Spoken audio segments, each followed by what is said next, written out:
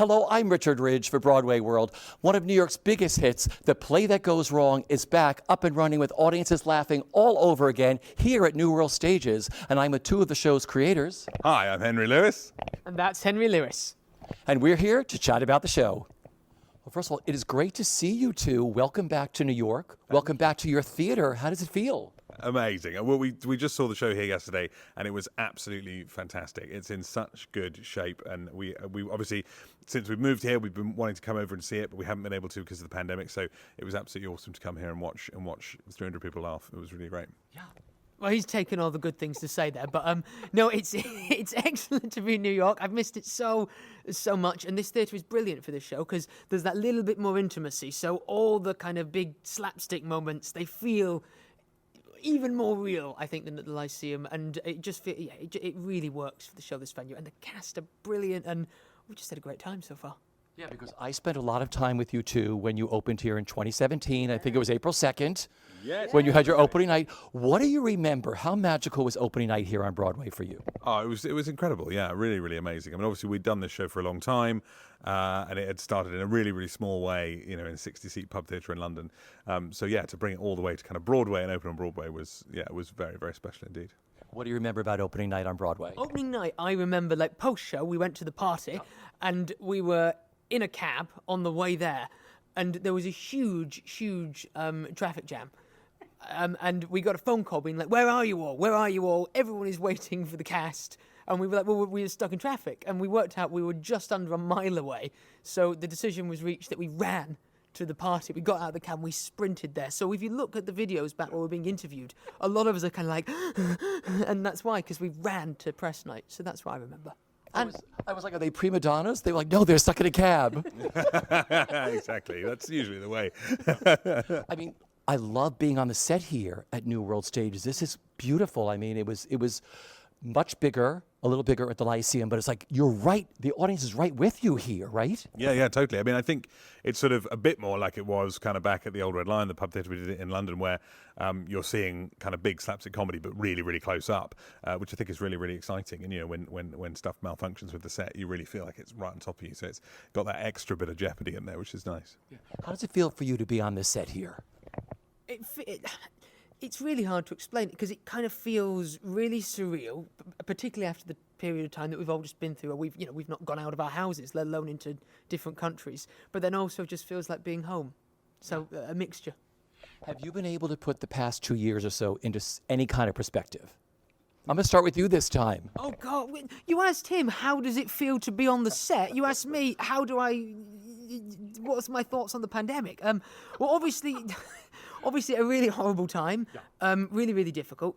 And it's been amazing. I think the one thing that has kind of kept me hopeful is seeing how many people in the industry have worked so tirelessly behind the scenes to make sure that we can come back and that we're all able to do stuff like this. And but I haven't really got a kind of overall takeaway from it, other than I'm just so glad that we're slowly coming out of it. Beautiful. Yeah, I mean, same here. I think that it's all. I think we've always said that these shows are kind of, I think, really, really important for people to laugh and stuff. And I think that that's more true now than ever, right? I think it's really important to be able to come and forget about what's going on outside, forget about kind of the pandemic and stuff, and come and kind of laugh. And I think a lot of people have found that that's kind of been quite therapeutic. We did actually a sort of series of live stream shows back in the UK, which people watched all around the world, actually. So lots of people from America, and it was really, really nice to be able to bring a bit of laughter into people's sort of houses and do something that was kind of a bit of sort of like a bit like a kind of online community, I guess, show with people tuning in, and we took suggestions from the audience, all kind of improv stuff. And that was really nice to kind of bring people together at a time when it was just really impossible to bring people together. So that's kind of been our mission at Mischief while it's been going on. But no, certainly a really tough time, and I really hope that theatre starts to rebuild itself here and all around the world. There's a really different sensation, I think, at the moment watching the show. So we've just been out to Chicago to see Play That Goes Wrong, and out in Canada as well, watching one of our other shows, Peter Pan Goes Wrong. And the laughter in some way feels different. It feels like there's more of a sense of catharsis going on, but it's just so important that people come together. And I don't know, particularly, like, I just think some people just really deserve it, like health workers, all that kind of stuff. Like, it's so nice to be able to just give people an hour or two of joy. And I think actually, like, our work is profoundly silly, right? And funny, hopefully, but it's silly stuff. And actually, coming out of the last 2 years, there's actually there's something deeper now to this work, just because I think the human spirit really calls out and cries out to be together and to be able to laugh like that. So it's been really wonderful to be able to sit amongst audiences in different places and experience that. Because I have friends who have seen this show numerous times, and this was the one show they were waiting for the most to come back in New York. They've been twice already, and they just sat here and had the time of their life, just laughing, being with people again, and watching what you created. So I want to take you back to the beginning. I mean, you guys went to school together, you lived together. I mean, you wrote this piece at home. I mean, is there a favorite memory for each of you when you were writing the play that comes to mind? Well, yeah, I mean, I think that we wrote it, we were living in a really, really sort of small flat in London when we wrote it. And the memory I have that I always think of, small is generous, very small. But the memory I always have was quite weird. There were these two people doing a documentary about us at the time. Which was never aired, but they were making a documentary, and we said, okay, well, we were very flattered that people wanted to make a documentary about us, and we thought, okay, well, why don't you come and film us writing? And they came to our house and they filmed a writing session or two. This is such a weird memory. This is a weird memory, but I've not talked about this much. This is your favourite memory. It's not my favourite memory, but it's a good memory, I think. And basically they kept sort of staying. And the room we wrote was the living room. I also slept in it. It was like my bedroom as well, because it's a small flat. And I went to bed at the end of the day, and John and Shields went to their rooms, and they stayed. They were there filming for the documentary, and I got into bed and sort of had a glass of water and sort of lay there. They were still sort of filming, and I thought, okay, well, good night. And they were like, no, don't acknowledge the camera. I was like, okay, I'll just remain here then. And I sort of turned off the light. They still stayed, and it was so bizarre. And I closed my eyes, and then I woke up and they weren't there. So they did leave at some point. But it was in my room, like lying there, and I just said, after a while, being like, I'd really like to go to sleep now. That was a very strange memory from the writing after one of the writing sessions of Play That Goes Wrong. At least they left. They did. Did they come back the next day? They did come back the next day. Yeah, they were with us for a few months. Yeah. Favorite memory for you? Favourite memory? Probably just the fact that we were all working different jobs. So a lot of the show was written because Henry and Henry were working in bars. So we'd all kind of arrive back at the flat quite late. So the show was written, in the wee small hours quite often. And I suppose I just remember just really, really looking forward to getting home and doing that. And I just remember laughing a lot. I remember there's a bit in the show where there's a musical spike. And the joke is basically it goes on for longer than the actors would have desired. And I remember just us doing that in our flat, having this really dramatic music on and just trying to perform that moment to each other. And just laughing. And as well, I remember the rehearsal of it. The rehearsal was done in this little old abandoned railway arch. And I remember all the guys, all of us come together, coming up with stuff and kind of building the show together. And just look back on it as just being a really wonderful kind of innocent time as well, Yeah, we first rehearsed the show in the railway arch, and we did the final the bit. door got stuck. The door got stuck. We got locked out. There was also a flood. Yeah, there were so many things wrong with that rehearsal space. But we also we did the moment where the scenery falls down, and then we sat down with all the scenery falling down to do some notes, and then the actual wall of the rehearsal room fell down. And that was quite a good kind of acting exercise for everyone, because everyone was like, remember that reaction that you had, that utter fear and the stillness, and all of that was kind of we then used for the show. Yeah. Okay. It's been playing in the UK since I think 2012. Broadway, tours to the UK, tours to the United States. Gorgeous set. What were those early pub days like? What were those performances like? What kind of set did you have? We all built it. We built it ourselves. Yeah. It was a £300 set that we put together. It was the three flats. So, I mean, this side, this half of it basically. £300, like 300 pounds, like sterling, not like the weight. In weight, I don't know what it weighed, but it was lighter than this one. And it was amazing. I mean, it was very, very basic. It was all we put the whole production together kind of ourselves. So we did everything from building the scenery to sort of sorting out the costumes to writing it to performing in it. doing the tech, all that I stuff. think it is only fair because there's this thing where we always say we built it together, and I think that's unfair because I played more of a supportive role in the building process. I did a lot of like, that's great, everyone. My building skills are they're not good. I'm not a carpenter. I did a bit of painting. I can paint. I can route. Do you remember? I can route. Discovered What that. is routing? Routing is so how like these bits, like the beveling. Here, Oh, yeah, okay. To make that shape, you have to use a router. So I can route. So you did that in the pub? I did the routing, but the rest of the set was built by everyone else in the team. Yeah. I know. So I believe there were 2 chaises on Broadway, right? That's correct. How do you say it? Shays. Chaise. Okay. There were 2 of them, right? What did you have at the pub? Barely one. I think there was one chaise longue at the pub, and that was why it was a chaise longue, because that was all we had. Had it have been an armchair, I guess probably it would have been an armchair. It was But from a production of the importance of being earnest. The cast were just like, we don't want that. It's horrible. And it had just been left in the basement of the pub with all the beer barrels and stuff. And we took that upstairs. We'll write that into the show, right? exactly, yeah, exactly. It was completely kind of battered. We were the second show when we first did it at the pub. We were on after a show that finished with the final moment of the main show.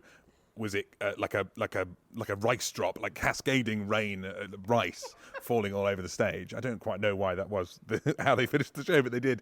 And so before the show we literally had 15 minutes to turn it around, and we were sweeping up all this rice, and we were always slipping on the rice and stuff. So it was. Here's a memory of the show as well that I have is obviously now like most sets. In theatre are obviously stuck to the floor. Well, not stuck, but nailed down, I imagine. Because we were the second show on, we didn't have the luxury of being able to secure the set to the ground. And obviously this set, there's doors slamming, things falling, all kinds of stuff happening. So if you weren't on stage, you would leave, and then we each had a spot with our initials on, and your job was to literally brace the set. And occasionally, the door would be slammed, and the set would move back, and we had these lines, and everyone would go, 1, 2, 3, and we'd inch it forward really slowly, so the audience couldn't see. And it was very important that it was in the right place, because later when I don't know if it's a spoiler, but later there's a thing that happens with the set, which means if the set hadn't been edged into the right place, then there would have been an injury.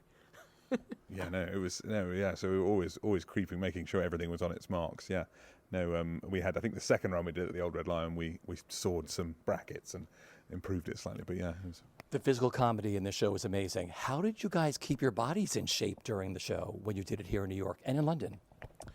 Well, I think there was a bit. I mean, maybe a little bit of trial and error at the beginning, but I think we sort of soon became aware that in order to be able to do the show for a long period of time, we had to make sure that obviously we weren't doing anything kind of unsafe, and so it was all it's all about trying to make sure we find ways of doing things where it looks really dangerous, but actually it is safe, and we know exactly. But lots of precision is required in order to make it safe. People have got to be, as you're saying, with the set, everything had to be on its mark. Everyone has to be in exactly the right place. We talk a bit more about that as well when we look at the Shield here. Yeah. Okay, is there a performance where something really went wrong that wasn't supposed to go wrong? I've got a story. So it's worth saying that when we're talking about the show being on in the pub theatre, this is a decade ago this Christmas. So since there's an army of health and safety officers that are part of the show, and so none of this is kind of part of this production. Yeah. But the pub theatre was incredibly small, and once you were in, there was no real way out. So the show started, and there's a bit where the dialogue starts to loop, and it goes round and round and round. And it's really important that in that bit, the kind of comedic tension is being built. And I could see as we were going round, there was this guy who was just shifting and moving.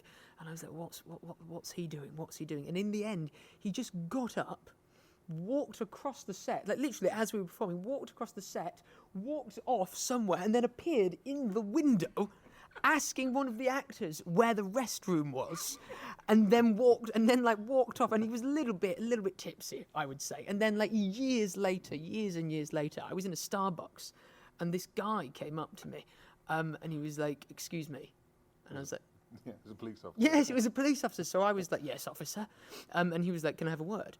And I was like, yes, okay. And I'm quite a nervous guy in general, as this interview probably shows. And I went over to him and I said, what's the problem? And he said, were you in a show called The Play That Goes Wrong? And I was like, I was, yes. And he was like, I owe you a huge apology. It was my birthday. I had too many drinks, and I believe I walked across the stage while you were mid-performance. So that's a weird... love that. Yeah. Yeah, came full circle with that guy. Something go wrong for you? There's been a few. I mean, a few different crazy things. I mean, I think there's the night of the raspberries. So when we were doing the show on tour, at the beginning of the second act, the curtain goes up and no one's ready. Everyone's kind of on stage still. Then the curtain goes down and then we start. It goes up again, obviously, and then we start. And then, we had one of our understudy ASMs with us, fantastic guy called Chris, and he always was doing different things. So sometimes he'd be reading a newspaper, sometimes he'd have a magazine, sometimes he'd have his phone. And one day he thought it would be hilarious, and he had a big box of raspberries, and he was eating the raspberries, and that was the thing. The curtain goes out, eating the raspberries, curtain goes down. But the curtain, in this particular venue, it was the first show in that venue, and the curtain was in a slightly different place. The curtain came down on him. He spilt the raspberries everywhere, right? They threw them in the air as well. Yeah. I just panicked. Panicked, was just away. like, oh, no, ran off. John, never forget John's reaction. Just like, oh, no. And then the curtain went out and we were back up under the lights, so we had to carry on. So the whole... Tell the audience were just like, why is there fruit everywhere? Yeah. And it was never explained. No, it was never explained. So that was very weird to begin with. But what made it even weirder was then all the people who weren't on stage and hadn't seen that happen didn't even know he had raspberries, came on stage one by one and just sort of did this double take of just doing their lines, knowing that there was raspberries everywhere and just completely confused. And it just got funnier and funnier. It became absolutely ridiculous. There's one bit, obviously, people fall over. People were covered in raspberry juice. It looked like a bloodbath by the end.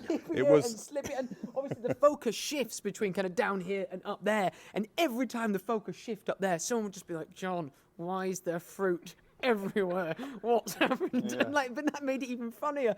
Oh. And at the end of the night, Chris, the understudy, came to me and said, shall I not do the raspberries? I thought maybe not the raspberries. Maybe a fruit that isn't in small pieces. That's rough to clean up raspberries. It gets everywhere. No fruit, period. I want to talk about Mischief Theater. I mean, your company is such an amazing company. You've written a lot of different plays since this one, right? How many different goes wrong pieces are there? In the goes wrong range, we have two others. So we have the range. It's not clothing, is it? It could be.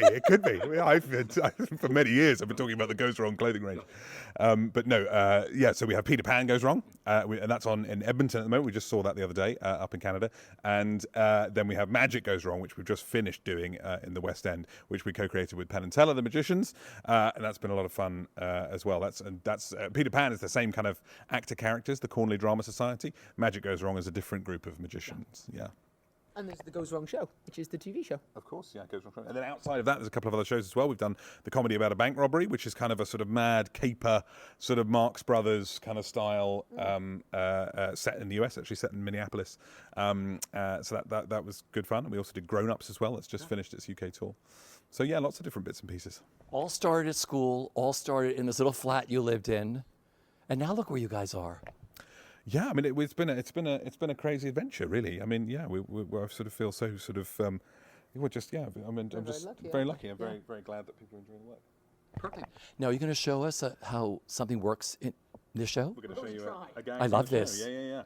I was looking forward to this. I'm still scared though. That's why I'm like, oh. And you're going to have a go, right? Oh, of course I'm going to have a go. You know it. My worry is I'm not always excellent at timing. I'm sure I'll do it. And if I don't, that'll be funny. 1,300 performances. Well, I didn't do this bit. So there's a moment in the show where Inspector Carter, or Chris Bean, as Inspector Carter walks on, and the shield swings down, hits him in the face, and he falls back here.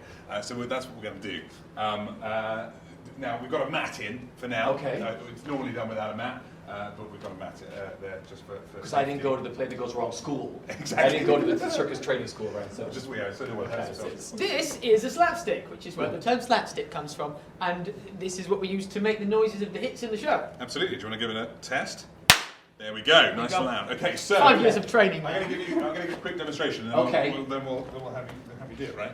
So there's a mark here, which is on the floor where you'll stand. Yes. And that makes sure, obviously, you're safe because this swings down and it comes slightly back into the doorway. Yeah. But as long as you're standing on the red mark, it won't hit you in the face. And then after that, during the actual show, the person comes in and is then pushed back out. But for now, we'll just take it from here.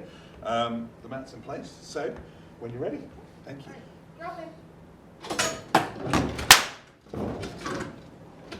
That is incredible. I think I was a little late with the stick, wasn't I? Okay, Maybe a little late. little late. a tad late. How was that? Whoa! There we go. It comes off. Just remember that it does that. That's the key thing that everyone should take away from that. Of course, A yes. souvenir to go with this last Absolutely. shield. Yeah. So then Chris takes it off and throws it out. That's the whole routine. It's so heavy. Take two.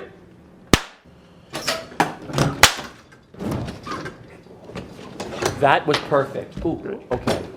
Oh, that's it. And then you throw it out the door. Okay. That's how it goes. There you go. Up for it. We're going for it. Here we go. Here we go. I'm going to do the matinees. I'll do the matinee performances. I've never felt more pressure in my life than we do this. So this is my callback audition for The Play That Goes Wrong.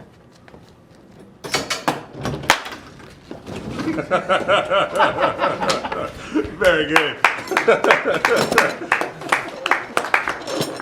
You know, this show has brought so much joy to millions of people around the world, between London, the UK, the US tour, Australia. You're back here, we're standing on the stages here at New World Stages. I mean, audiences are coming back. I mean, what does it all mean to you, the joy this show has given to so many people?